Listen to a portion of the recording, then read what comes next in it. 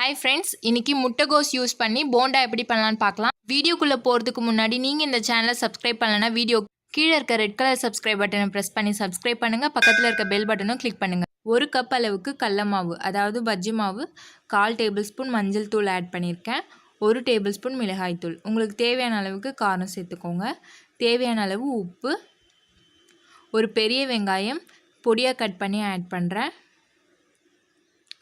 பொடியாக கட் பண்ண முட்டைகோஸ். ஒரு ஃப்ளேவருக்காக நான் புதினா இலையும் ஆட் பண்ணுறேன். பொடியாக கட் பண்ண கொத்தமல்லி கறிவேப்பிலை.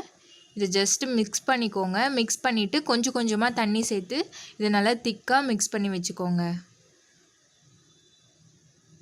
ரொம்ப தண்ணியாக்கிட்டிங்கன்னா மாவு வந்து கேபேஜோடு ஒட்டாது. அதனால் இது நல்லா திக்காக கரைச்சிக்கோங்க.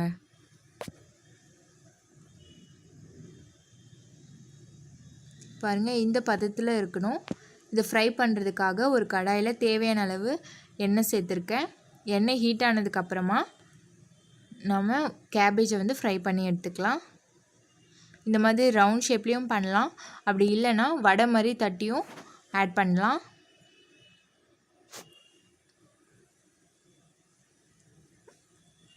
பாருங்கள், இது இந்த மாதிரி கலர் சேஞ்ச் ஆகணும். சேஞ்ச் ஆனதுக்கப்புறமா வேறு ஒரு பிளேட்டுக்கு மாற்றிக்கலாம். இவ்வளோதான், ரொம்ப ஈஸியான ரெசிபி. உங்களுக்கு இந்த ரெசிபி பிடிச்சிருந்தா லைக் பண்ணுங்கள். இதில் ஏதாவது டவுட் இருந்தால் கமெண்ட் பண்ணுங்கள். மறக்காமல் சப்ஸ்கிரைப் பண்ணுங்கள். தேங்க்யூ ஃபார் வாட்சிங் தமிழ் இன்ஃபோ.